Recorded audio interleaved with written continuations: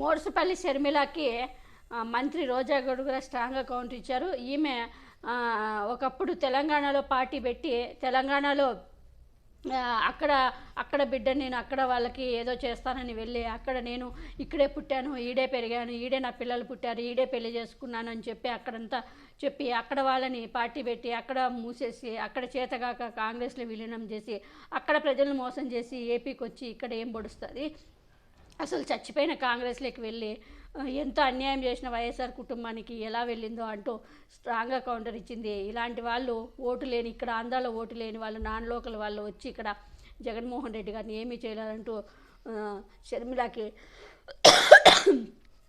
రోజా గారు స్ట్రాంగ్గా కౌంటర్ ఇచ్చారు. ఆవిడ వేసుకున్న వేషం కాంగ్రెస్ది, మాట్లాడే స్క్రిప్ట్ చంద్రబాబు నాయుడుది, మళ్ళీ చంద్రబాబు నాయుడుతో మమ్మల్ని కలిపినట్టు మాట్లాడుతుంది.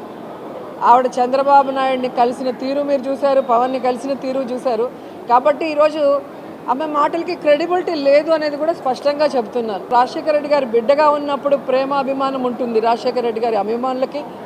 ఆమె తెలంగాణలో పార్టీ పెట్టినప్పుడు జాలి ఉండేది, పాపం ఈవిడ ఎండల్లో తిరుగుతుంది అనే ఉండేది. కానీ ఎప్పుడైతే ప్రజలు అసహించుకునే కాంగ్రెస్ని ప్రజలు తరిమేసిన కాంగ్రెస్లో చేరి ఈ రాష్ట్రానికి మంచి చేస్తున్న వైఎస్ఆర్ కాంగ్రెస్ పార్టీకి నష్టం చేకూర్చాలనుకున్నప్పుడు షర్మిల మాటలకి అర్థం లేదని కూడా ఈ సందర్భంగా తెలియజేసుకుంటున్నా.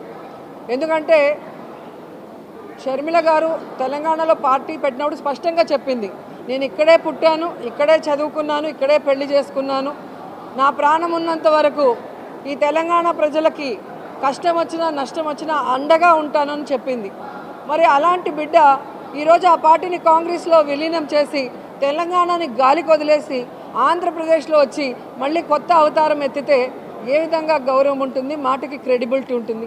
ఈరోజు జగన్మోహన్ రెడ్డి గారిని చూడండి, పావురాల గుట్టలో ఇచ్చిన ప్రామిస్ని ఫుల్ఫిల్ చేయడానికి ఎన్ని అవమానాలు, ఎన్ని కష్టాలు, ఎన్ని తప్పుడు కేసులు పెట్టి జైల్లో పెట్టినా ఏ రోజు కూడా ఎవరికి కమిట్ అవ్వలేదు, ఎవరికి తల వంచలేదు, ఈ రోజుటి వరకు ఎవరితో కలిసి పొత్తు పెట్టుకొని ఎన్నికలకు వెళ్ళలేదు.